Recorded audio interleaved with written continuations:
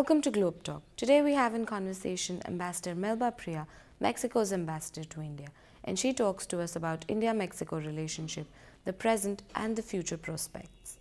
Welcome to the show, madam. Thank you. Thank you for inviting me. I'm very glad to have you here. Thank you. So, India and Mexico. My first question right here is, what do you think of the current trajectory of the bilateral relationship between the two countries? Are you happy? Do you think it's growing? It's growing. It's a very important relation for both of us. We have had a very long-standing relationship. Mexico was the first country of Latin America that sort of recognized India as an independent state. So this is a very long-standing relationship. So that you have an idea in economic terms, because that's what your audience would be interested in having. Although we have only a trade of around $7 billion, which is only scratching the surface when you talk about two countries as important as Mexico and India, and both of them G20 members. We are the biggest investor of Latin America in India, and India is the biggest investor of Mexico, is the place where India invests the most in Latin America. So it's a very important relation. You are our third buyer of oil in Mexico, so we are part of some Latin American countries, but also some other countries that help India have independence in everything that has to do with crude oil. You sell us, 95 of what you sell us is more or less manufacturing. So that's also very important for the Make in India project. Very, very important. 1.5 million cars of India are sold into Mexico. Mexico, as you know, is the fourth largest producer of cars in the world, the first producer of flat screens in the world, the first producer of what you would call white line, which is refrigerators and all of that we use in our homes in the world. So Mexico is a very important producer of manufacturing in the region and in the world. So having manufacturers come in from India is very important. As far as the trade goes, it is, as you mentioned, both the countries are a member of G20, but the trade potential has not been exploited to even 1%. What do you have to say on that? How can we boost the trade? What are your comments? As I was telling you, one of the good things about the way we have been trading with India is that more or less it's 50-50. So there are no big issues about, you know, you're selling more, we're selling less. Of course, the price of oil is very bad for Mexico and very good for India. But so it happens. Sometimes the price of oil has been very high, and the seller is very well off, and the buyer less so. So the oil thing and all of that is important. So we have been promoting more commerce into each other's markets. You have had people coming to Mexico. We have had people coming to India. So slowly it will come. Of course, India has very strict policies for incoming trade, so that makes life a little less easy. That's why some of the Mexican companies are producing in India, so that they can sell into the market, but from India. So they are Mexican companies or companies that have Mexican capital, as we have Indian enterprises in Mexico that are, in a way, Mexican companies when they come to India. So that is the way that we have found a way forward to trade, to invest, and to be present in each other's market. How do you think, what are the three major contributions that Mexico can make in terms of enhancing the trade, especially the bilateral relationship between the two countries, considering the last high-level visit was in 2007? What is the roadblock? We have to make India more visible to Mexican traders. This idea that Mexico is far away or that India is far away is not, it is real in the sense of... It is too strong in the mind of Mexicans? It is real. In the mind of Mexican, I would say that they perceive India more as a closed market. That's why they are investing in India, so that they can sell into the Indian market, becoming an Indian enterprise, but not the idea that you're far away. Mexico has more than 40 free trade agreements in the world. Together with Chile, we are the country that has more trade agreements in the world. So we are traders. We know about trading. We like trading with people. We think that our economy is enhanced by free trade agreements. In the case of India, it will come. It will slowly come into this idea that trading is a good thing. So we are working around those issues of making India more popular for traders, not only for investors, and in this way also making Mexico more interesting for traders. You trade very well with Mexico. Your traders have learned that Latin America is a market that is there for you to explore and to enhance. And so India has made more easier way into Latin America, because Latin America is a more open market than India. You cannot have it only one way. Slowly, India will open to foreign trading, and has been opening to foreign trading. And so we are working around those issues. So if there were any quick 3 things that you would say would kind of remove the roadblocks? There are no roadblocks. There are no real roadblocks. I mean, it's not that we are having a discussion or a war in WTO or anything like that. No. There are no roadblocks. It's more this idea that the protective market slowly is opening up, and therefore there are opportunities that Mexicans have to see. We have to bring more traders into India so that they can see the potentiality of this market and work towards those things happening. India has recently completed a year of demonetization drive. How do you think, or do you think that the drive has affected Mexican businesses in India, or sort of created that hindrance in the mind of Mexicans to come to India or perceive India as a closed market? No, I don't know of any real problems with Mexican companies in India around demonetization. Having said that, let me tell you one of the enterprises here is Cinepolis. So you and I used to go to the cinema and pay via cash. So we had to get used to start paying with a card. So maybe the first couple of weeks people didn't go to the cinema because whatever happened. But it wasn't really a problem for the Mexican enterprises themselves. It was everything that it was. It was a complication for all of us that live here in the first couple of weeks. And then we got used to using other types of payment. So there was no evident problem with demonetization for the Mexican enterprises here. And also India has now been ranked as one of the top 100 countries for ease of doing business. Does that change somehow, although it's too early to come to a conclusion with that, but does that somehow change the mindset, or how easy does it become for you to convince Mexican companies to come more to India and have a larger investment in the country? We are the largest investors of Latin America in India already. We have close to $1 billion of investment in India. As I say, it's just scratching the surface. The biggest bread producer in the world is Bimbo. It's a Mexican company, and they have just bought 65% of Golden Harvest. So things are happening, and investment is growing rapidly. Mexican investment is growing rapidly. What we want is to see more trade, not only investment. Investment is very good because it is a win-win situation. It creates jobs for Indians in the case of the Mexican investment. It creates jobs in the case of Mexican young people with Indian investment. Just to give you an idea, TCS. TCS is a very large IT company in the world. I mean, it is an Indian company, of course, but it is regarded as one of the biggest IT companies in the world.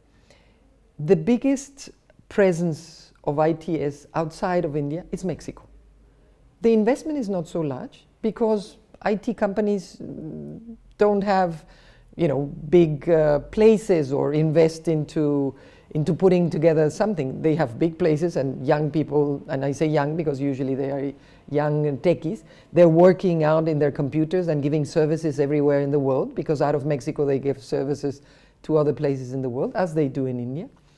And so the biggest presence of TCS everywhere outside of India is Mexico. And 6,000 or 7,000 young people work in TCS in Mexico. So it's a win-win for TCS. It must be a very good business, if not they wouldn't be there. And we have 7,000 young Mexicans working for TCS in Mexico. So like that you have many other possibilities. Mother Sons, which is a big conglomerate of Indian auto parts, they have 13 plants in Mexico.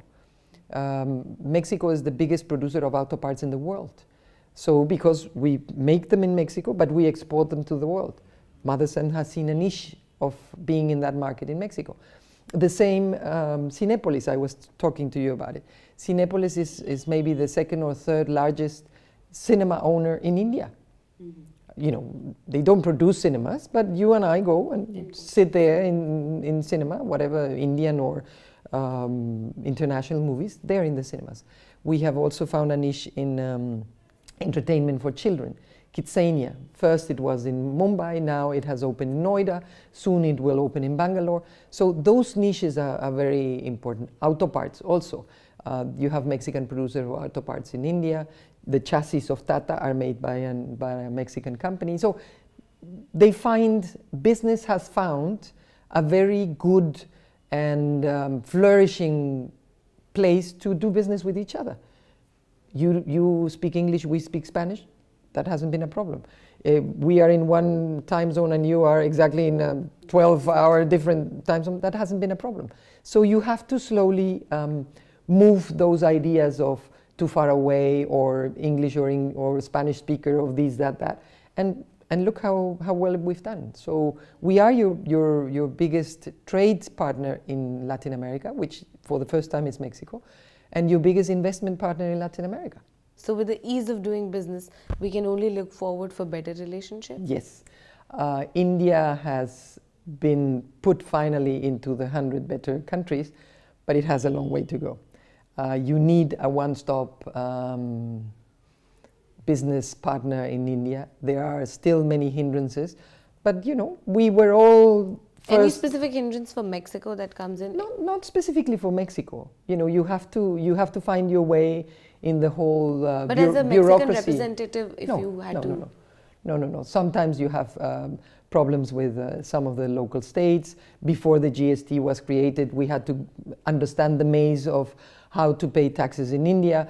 But, you know, things are getting better and are getting slowly easier for people to invest and to make business in India. Quickly, building on that, you had once made a statement in a media interview previously that you would welcome all the IT companies who are, if the H-1B visa gets the way it is, you would welcome all the IT companies in Mexico. Is there something you would like to comment on, or what exactly was it that you were trying to say, if I have or we have misunderstood it in any way? Mexico has a very big presence, or better said, IT companies have a very big presence in Mexico already.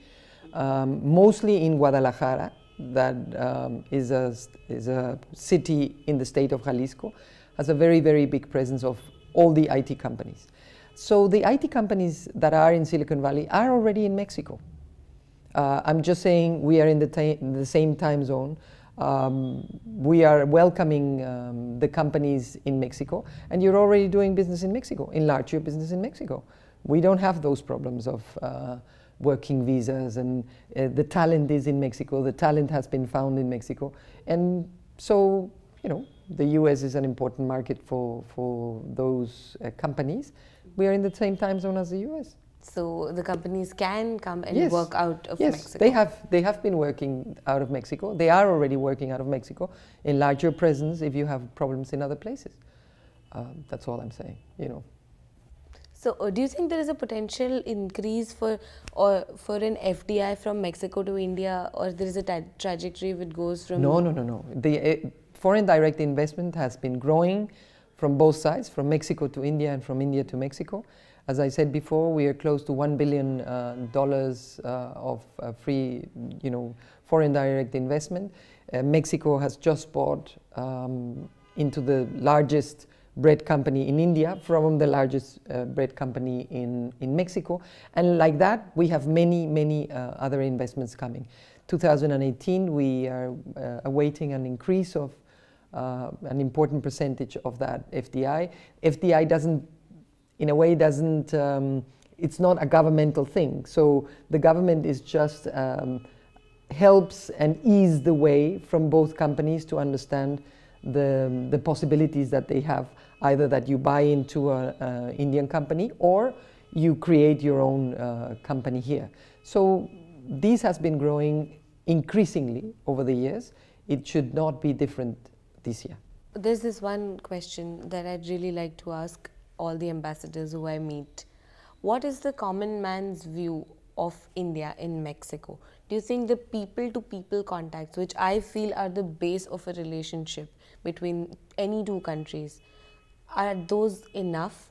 Do you think there is enough inflow of tourism, education, or enough MOUs which sort of would help us in increasing the relationship or strengthening it in a few ways? As you very well stated, people-to-people relations are very, very important.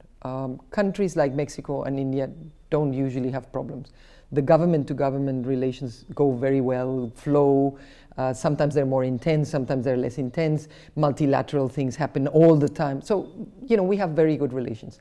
Mexicans have a very interesting relation with Indians. We have this romantic idea about India. Mexicans love to come to India.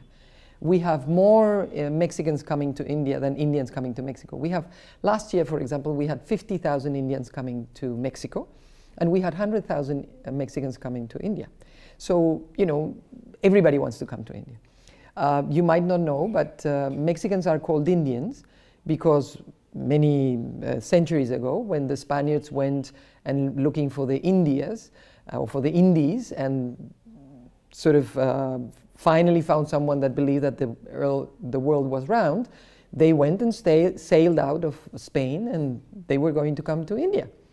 They didn't know that in the middle of whatever route they were taking, that nobody had taken, there was something that today is called the Americas.